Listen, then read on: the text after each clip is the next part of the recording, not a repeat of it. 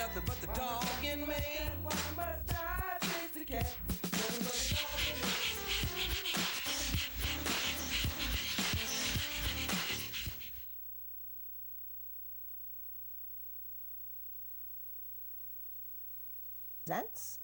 It's been a bit of a roller coaster week this week for a number of reasons, and as the show unfolds, I think you'll see what I mean. The first bit of news tonight that I was going to share with you was good news. However, that has changed. So my buddy at Town of Hempstead Animal Shelter, who was one of my birthday dogs, got adopted. And that was, you know, absolutely awesome news. And that was, what, a few days ago? So, you know, the big fat, yay, woohoo, buddy, happy life, turned into a moment of, are you kidding me? When I found out shortly before I was ready to leave the house to come on the show that he was returned to the shelter. Let's get up the picture of Buddy if we can.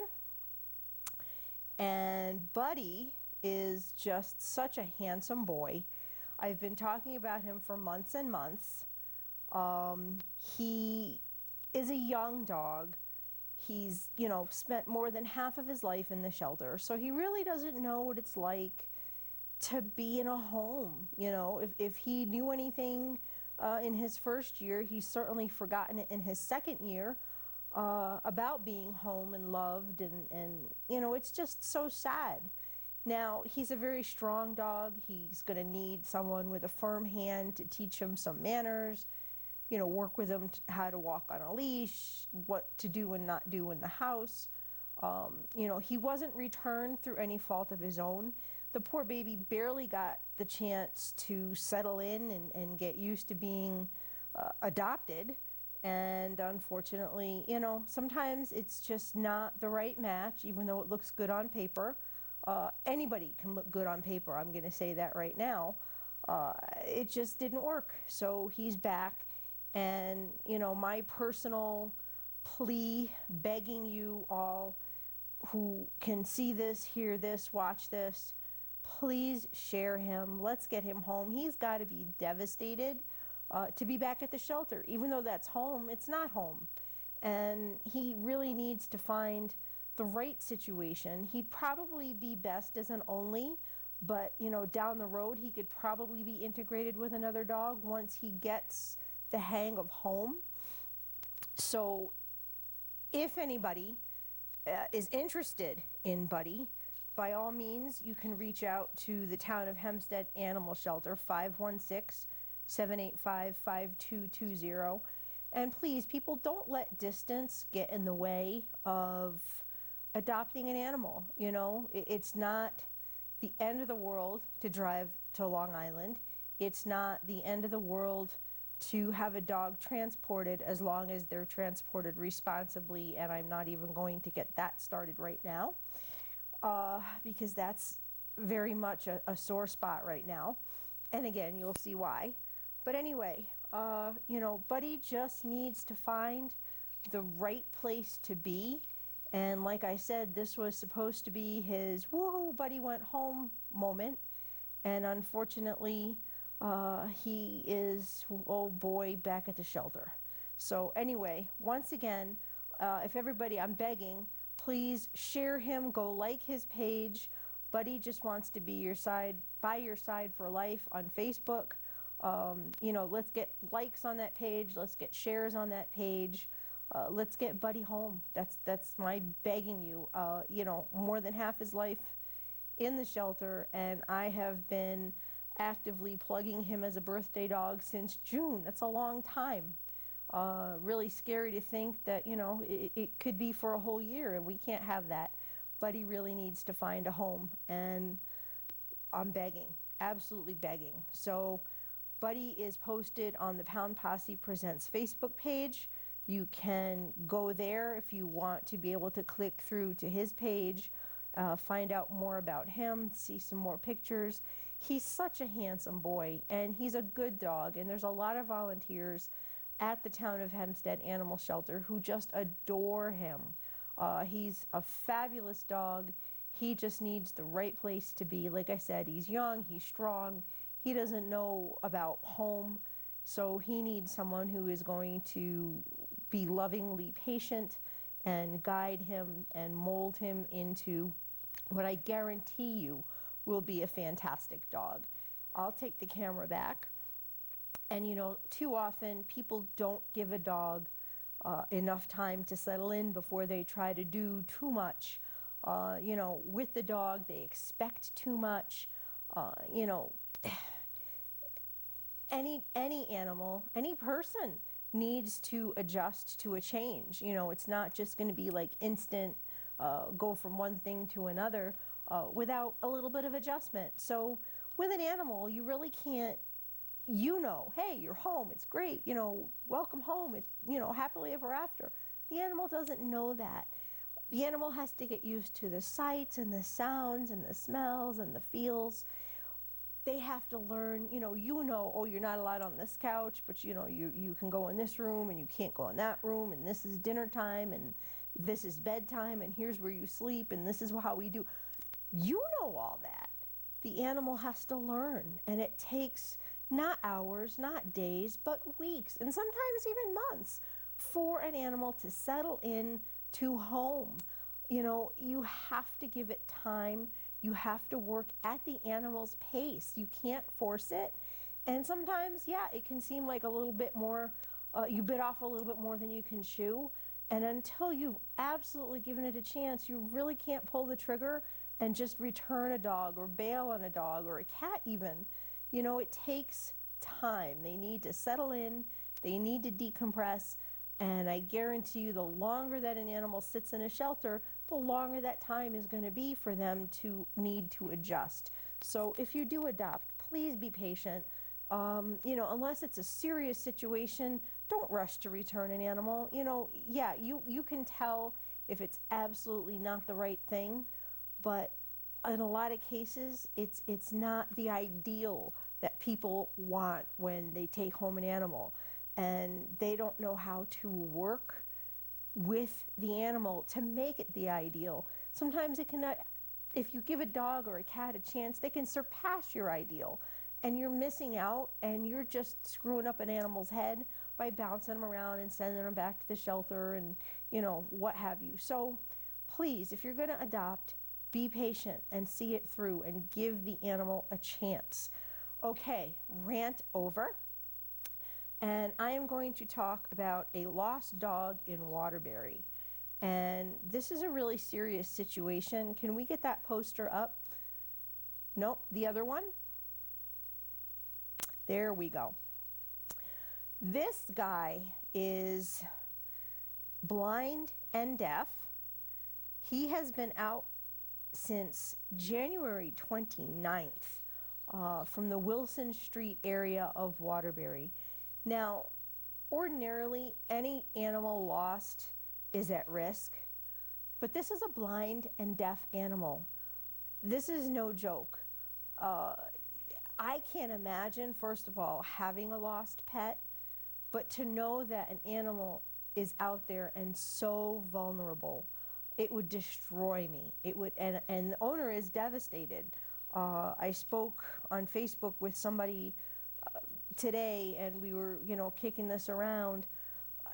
It's got to be the most horrible thing.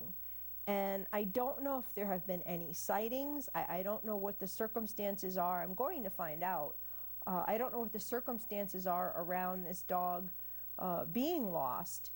But, you know, it's been since the end of January. You know, we've still had some cold weather. We've had a crazy amount of snow. I can't imagine, honestly, that this dog has a chance in a million of surviving unless someone has it. And, you know, in that case, by all means, if you find an animal like this, you really need to try to work to figure out where it came from. Not every lost animal is a product of negligence.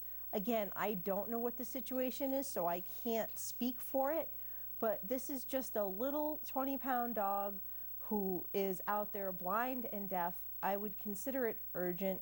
You know, if you have seen it, if you know its whereabouts, please, by all means, call the number on the poster.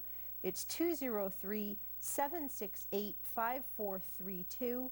Once again, that's 203-768-5432.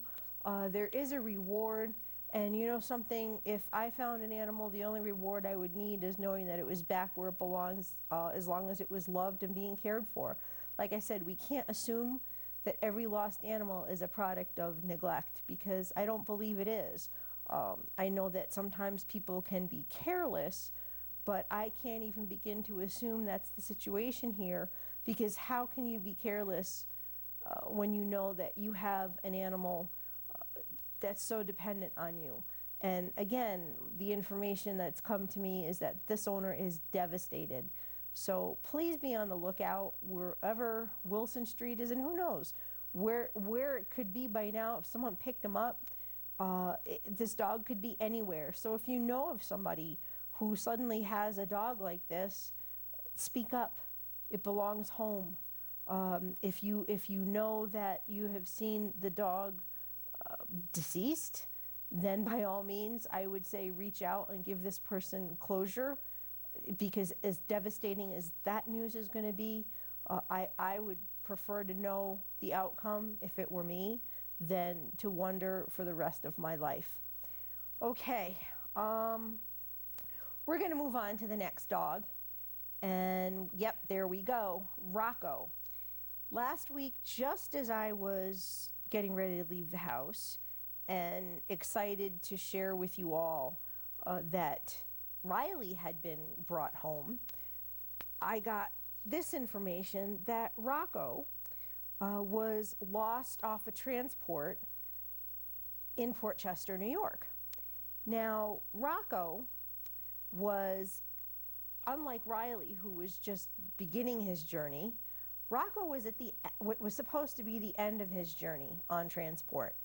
And at the hands of his proposed foster, who wanted to switch his collar or whatever her thing was, apparently didn't secure it properly, tightly enough, went to get him in the car, and of course he backed out of the collar and off he went.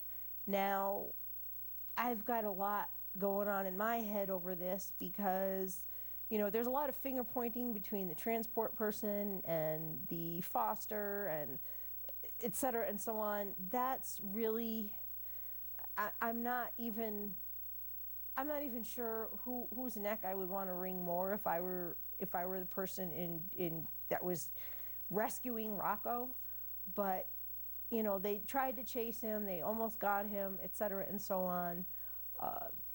He went loose in, I'll take the camera back, by the way. He went loose in an area that I'm familiar with. It's where I-95 meets 287. It's very busy, you know, strip mall, shopping centers, lots of traffic. Boston Post Road, there's train tracks. It's got to be one of the most treacherous areas I can think of for a stray to be. And unfortunately, all of the mistakes that people make when a dog gets loose were being made with Rocco. People were literally stalking him, hunting him down, literally trying to chase him and get hands on him. You know, I guess he was out in traffic. Somebody tried to chase him and grab him. Now, we all have to start somewhere.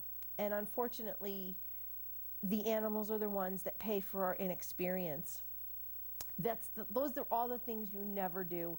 People were leaving food out for him. All right, that's a decent thing in the beginning, maybe.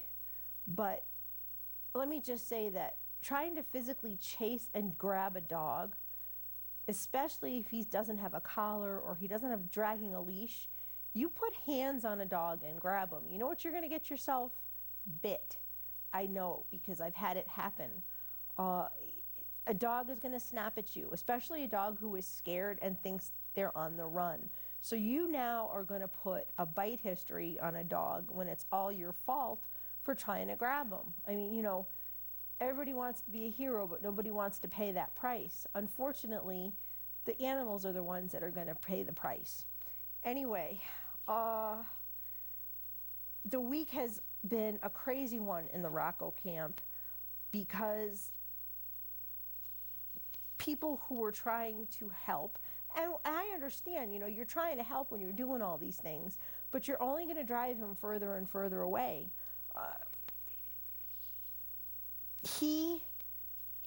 Fortunately, the people who were responsible for him called in a tracker / trapper, and in spite of her pleas and her directions to stop leaving food, to stop driving around looking for him, to stop trying to hunt him and chase him, there were some people who weren't paying attention, or some people who didn't care, or some people who thought they knew better, and they were still leaving food out. They were still, you know, driving around trying to find him. They were basically hindering everything and undermining everything that the tracker was trying to accomplish. Now, that's another whole thing. You know, the people who were rescuing Rocco, you know, were elderly people. The tracker's not cheap. It's an exorbitant amount of money. This one, anyway, I don't know what the going rate is, and it's none of my business. But I do know that it was an exorbitant amount of money that this tracker was being paid only for people to undermine what was going on. How fair is that? Again, maybe he could have been trapped sooner than later if people were paying, we're respecting the boundaries that were being set, let's put it that way. In any case, the good news with Rocco came this morning because they were able to bring him in. Again, maybe it could have been a few days earlier if people weren't trying to think they knew better. You know, when a tracker or a trapper is involved, they're trying to study what the dog's pattern is. They'll leave out feeding stations with cameras so that they get an idea of where the dog is traveling, maybe where to set up a trap, which feeding stations they're going to most often. You know, it's a science, and I personally get that.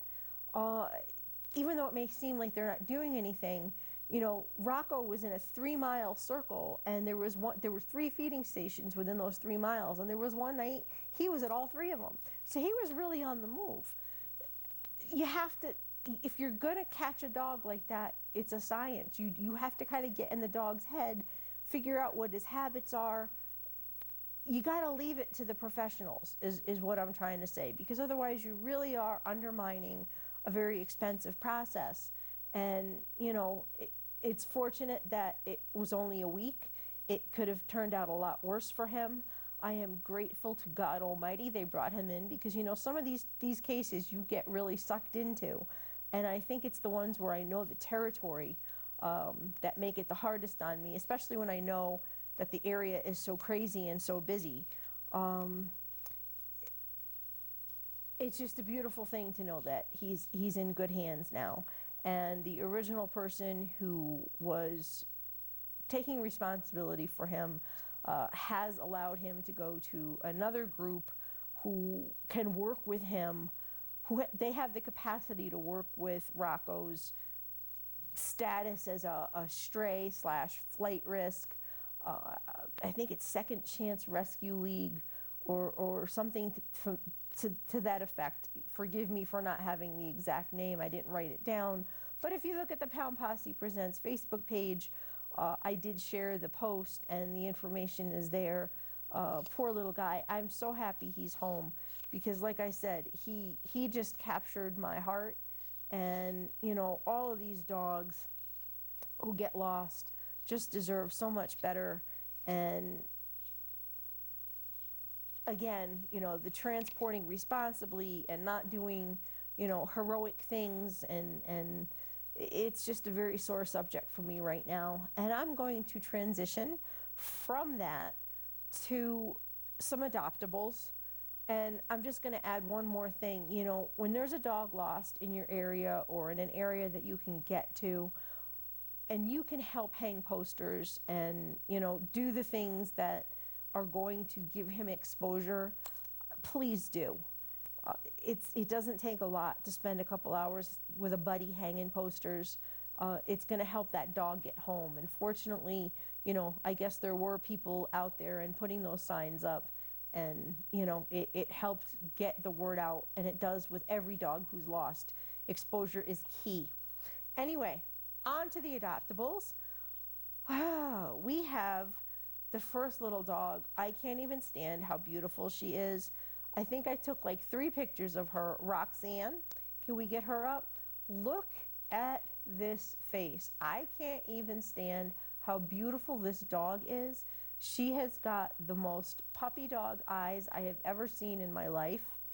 And you can scroll through the 3 pictures of her. Look at how beautiful and sleek and shiny her fur is.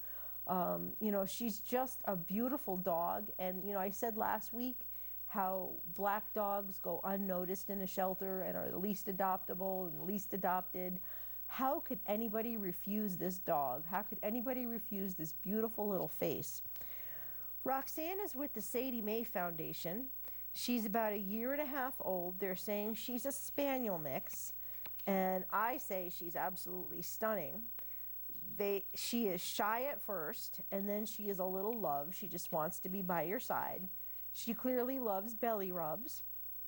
She seems to be good with other dogs. She actually has a buddy at the shelter, and she seems to be good with cats as well. I think she's probably a perfect little angel. She's probably got a little spunk to her. You can see it in her face, but she's definitely one of the most beautiful dogs I think I've ever seen. So anyway, if you are interested in Roxanne, you can email, or you can go to the website rather, SadieMaeFoundation.org. That's SADIEMAE Foundation.org. Oh, Roxanne, she's just beautiful. Anyway, the next up is a kitty named Mortimer. He's also known as Morty. He needs someone special to love him in his final days. So he would be, a hospice type of situation. Morty is in the early stages of kidney failure. He has an indefinite amount of time left, and he really doesn't belong in a shelter. He should be, surrounded in love, pampered, cushy life, everything he needs or wants. He's very friendly. He loves people. He does need a special diet, and some of his vet care and all of his food will be covered for up to 1 year if someone decides to open their home and their heart to Morty. You can go to StratfordAnimalRescue.org, StratfordAnimalRescue.org, if you would like to find out more about Morty and the process that it would take to get him in your home. Also, Bosco, and I can't stand how cute this face is. I just want to smooch him. Happy Pitty Smile. He's very friendly. He's good with kids and other dogs. He's about 2 years old, neutered, up to date on vaccinations, microchipped, and ready to go home. Once again, he is at the Stratford Animal Control, so you can check out StratfordAnimalRescue.org. And my God, I love that face. Now I've got a couple of long distance dogs from Mount Vernon, Ohio. The first one is Chops. And Chops has been in the shelter for several months. There's been no interest, but he's sweet as they come and a volunteer favorite, so no one can understand why he's still there. He knows his basic commands. He's very laid back. He'd probably be best as an only. He's already neutered. He would love to go home. And again, don't let zip codes get in the way of forever love. There are ways to get to these dogs or get them to you. He is at the Knox County Animal Shelter, and the number there is 740-393-6713. Once again, 740-393-6713.